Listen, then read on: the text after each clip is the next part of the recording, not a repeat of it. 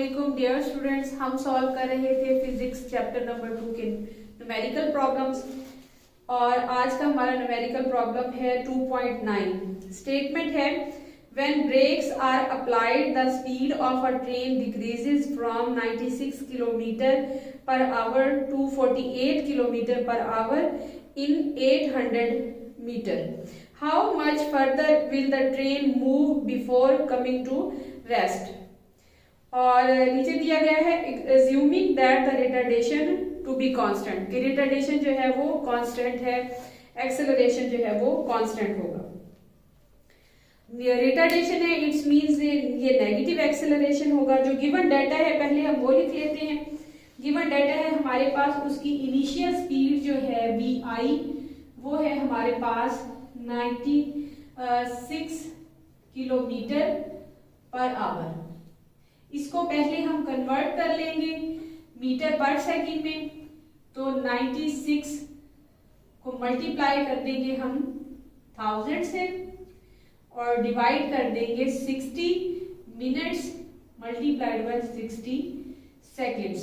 तो ये हमारे पास आ जाएगा 26.67। यहाँ मैं क्लियर करके लिख देती हूँ। VI है हमारे पास 26.67 मीटर पर सेकेंड। अब हमारे पास जो फाइनल वेलोसिटी है VF वो भी किलोमीटर पर आवर में दी गई है। ये है हमारे पास 48 किलोमीटर पर आवर। इसको भी हम सेकेंड में कन्वर्ट करेंगे मीटर पर सेकेंड में। 48 multiplied by 1000 divided by 60 minutes multiplied by 60 seconds. Calculator की मदद से इसको हम मल्टीप्लाई कर लेंगे तो VF हमारे पास आ जाएगी 13.33 मीटर पर सेकेंड। और उसने हमें दिया है डिस्टेंस S। डिस्टेंस S जो है वो इस इनिशियल वेलोसिटी से इस फाइनल वेलोसिटी तक का दिया है और हमने मालूम करना है जब ट्रेन स्टॉप हो जाती है। ये डिस्टेंस हमें दिया गया है 800 मीटर। ये हमें डिस्टेंस दिया है जब इनिशियल वेलोसिटी VF ये होगी और फाइनल वेलोसिटी ये होगी। लेकिन जब ट्रेन रुक जाएगी इट्स मीन उसकी फाइनल वेलोसिटी 0 हो गई, लेकिन जो इनिशियल वेलोसिटी है वो इसकी फाइनल वेलोसिटी हो जाएगी। तो पहले हम एक्सेलरेशन फाइंड कर लेंगे इन वैल्यूज को पुट करके। तो एक्सेलरेशन फाइंड करने के लिए हम third equation of motion use करेंगे। 2as is equal to vf square minus vi square। Values को पुट करेंगे।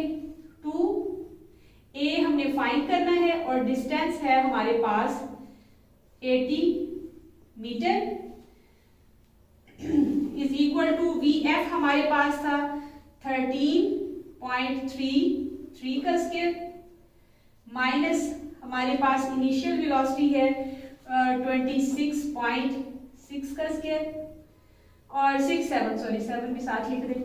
इसका हम स्क्वायर ले लेंगे, इसको मल्टीप्लाई करेंगे, ये हमारे पास आ जाएगा 1600 मीटर। मीटर साथ लिख दें या फिर हम फाइनल एक्सेलरेशन के साथ उसका यूनिट लिख देंगे। तो इसका स्क्वायर लेंगे, ये हमारे पास आ जाएगा 177.68 माइनस इसका स्क्वायर ले लेंगे, ये हमारे पास आ जाएगा 711.28। ये हमारे पास इस साइड में मल्टीप्लाई हो रहा है 16 मीटर, तो दूसरी साइड में जाके डिवाइड हो जाएगा। इनको पहले हम माइनस कर लेते हैं, तो ये हमारे पास माइनस होने के बाद आ जाएगा इसको एक बार लिख देते हैं पहले हम।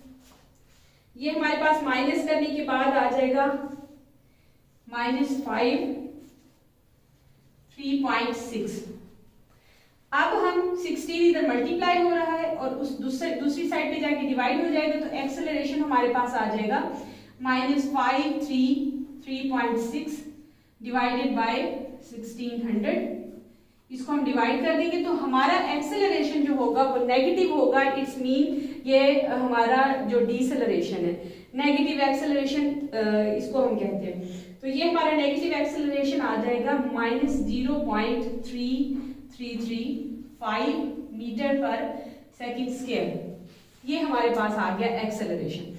अब हमने डिस्टेंस फाइंड करना है जब ट्रेन स्टॉप हो जाती है। जब ट्रेन स्टॉप होगी तो उसके लिए हमारी जो इनिशियल वेलोसिटी है वो ये फाइनल वेलोसिटी इनिशियल हो जाएगी। डाटा को हम दोबारा लिख देते हैं। यहाँ पे हमारे पास एक पार्ट मुकम्मल हो गया है। Vf जो है वो हमारे पास 0 होगी, लेकिन Vi जो है वो हमारे पास ये इनिशियल वेलोसिटी बन जाएगी 13.33 मीटर पर सेकेंड। और एक्सेलरेशन हमारे पास दिया हुआ है, यही एक्सेलरेशन हम लिखेंगे। तो हम डिस्टेंस फाइंड करने के लिए फिर दोबारा से third equation of motion put करेंगे। तो थर्ड इक्वेशन ऑफ मोशन है हमारी 2as is equal to vf square minus vi square. Values को पुट कर देंगे। ये हमारे पास आ जाएगा 2a हमारे पास है माइनस 0.335 ऐसा हम लिख देंगे। और ये हमारे पास आ जाएगा vf क्योंकि 0 का स्क्वायर है तो 0 हम नहीं लिख रहे, माइनस इसी का स्क्वायर लिख देते हैं। vi जो है वो 13.33। इसका स्क्वायर हम ऑलरेडी ले चुके हैं, यहाँ पे हमने इसका स्क्वायर लिया था। ये हमारे पास आगे इसको मल्टीप्लाई कर लेंगे 2 के साथ, तो एक्सेलरेशन जो है वो हमारे पास मल्टीप्लाई होने के बाद आ जाएगा 0. माइनस साथ ऐसे ही आएगा 0.667। और ये हमने s जो है वो फाइंड करना है। इसका स्क्वायर हमारे पास आ जाएगा 17, कैलकुलेटर की मदद से ले लेंगे हम इसका स्क्वायर 7.68 और माइनस का सिंबल इसके साथ ही होगा। अब ये s इस साइड पे ही रहेगा, ये दूसरी साइड पे जाके ये वैल्यू जो है डिवाइड हो जाएगी।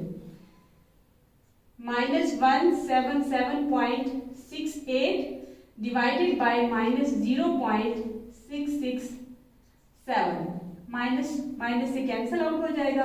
तो s जो है फाइनल डिवाइड करने के बाद हमारे पास आ जाएगा 266.66 मीटर। ये डिवीजन जो है ये हम कैलकुलेटर की मदद से कर लेंगे। तो यही हमने डिस्टेंस जो है वो फाइंड करना था जब जो ट्रेन है वो स्टॉप होगी। जब ट्रेन स्टॉप होगी तो इट्स मीन ये जो हमारे पास इसकी फाइनल वेलोसिटी थी ये इनिशियल बन जाएगी और फाइनल वेलोसिटी 0 हो जाएगी। ये थी हमारी न्यूमेरिकल प्रॉब्लम नंबर 2.9।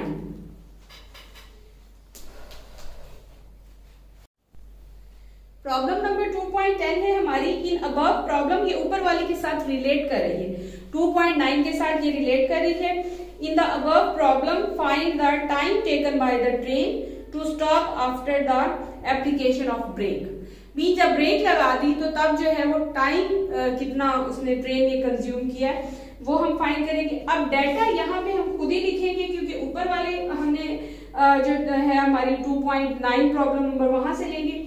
तो वहां हमारे पास जो इनिशियल वेलोसिटी थी वो थी हमारे पास किलोमीटर पर आवर में और उसको हमने मीटर पर सेकंड में कन्वर्ट कर दिया था।